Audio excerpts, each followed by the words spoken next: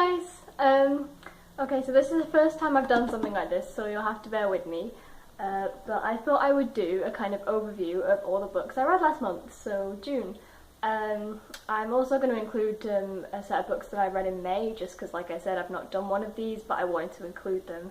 So if I'd done this in May, I would have included these then, but I didn't. I'm doing it now, so I'll talk about them now. So yeah, these are all books that I read for the first time, so that was fun. So yeah, the books that I read in May last month for the first time were the White Rabbit Chronicles by Gina Showalter, otherwise known as the Alice in Zombieland series. The title alone was pretty much enough to get me interested, I'm not gonna lie.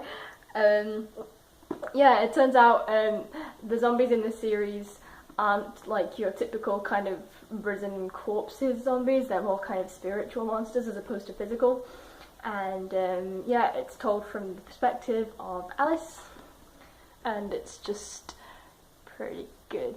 So yeah, anyway, the first book in that series is called Alice in Zombieland, and then it's a trilogy, and then the two ones that follow on are Alice Through the Zombie Glass, and The Queen of Zombie Hearts. And as with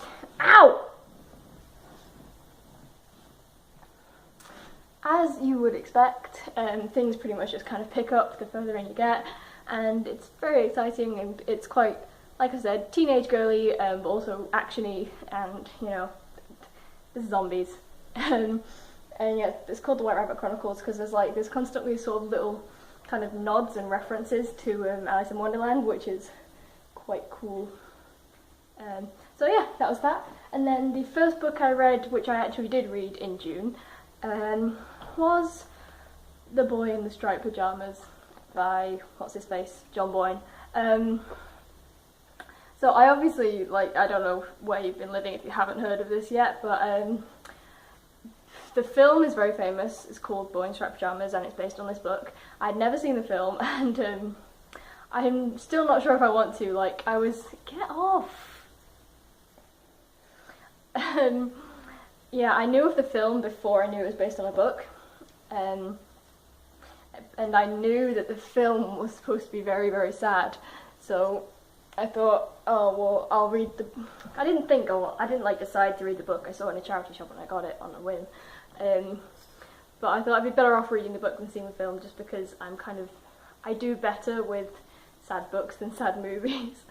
And yeah, basically, if you don't know, it's about this little German boy in the height of Hitler's reign, and he's the son of someone that's very high up in Hitler's command, and he's quite rich, he's got a nice family, lives in Berlin, and then because of his daddy's job, they move to this place that we know is Auschwitz concentration camp, and it's all told through this 9-year-old boy's perspective, and basically he ends up making friends with this little boy on the other side of the fence, who's a Jew, and it's such a good book. Just I didn't cry, but it's like, I'm not going to spoil it for you, but it's like the ending, it's like as you're reading it, it's like, oh god, oh god, oh god, I see where this is going. Yeah, I think the movie would be worse to watch than the book was to read, just because of the way they'd have to show things. I also read, I'm really, really happy I got to read this again. I just found it in a charity shop and I just snatched it up. Russell Brand's autobiography, the first one, My Bookie Book.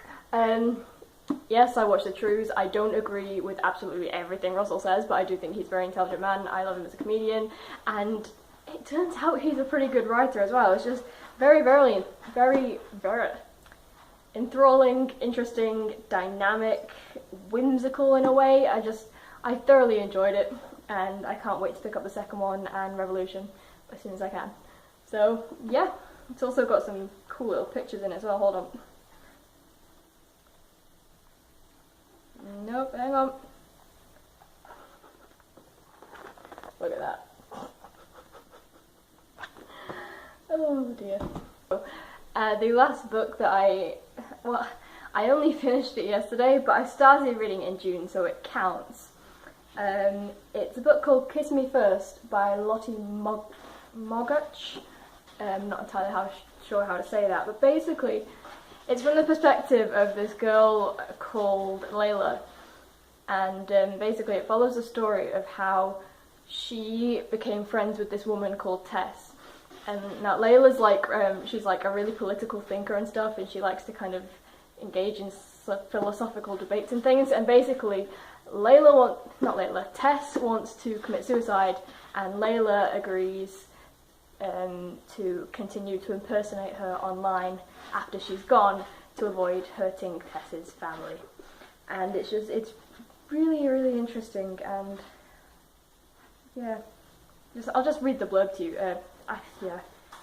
Sheltered and obsessive, Layla spends more time online than out in the real world, so she seems the ideal person to take over the virtual identity of the vivacious and fragile Tess who wants to disappear. Blah blah blah.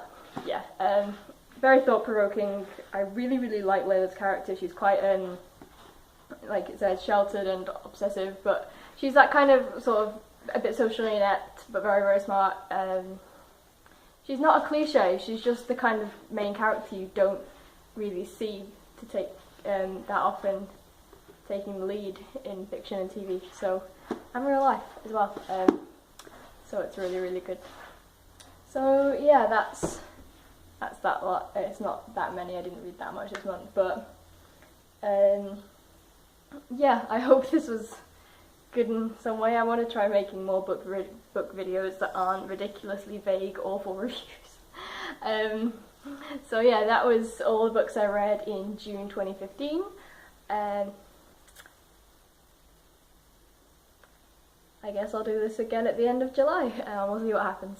Okay, I hope you enjoyed this, and I hope I'll see you again soon. Bye!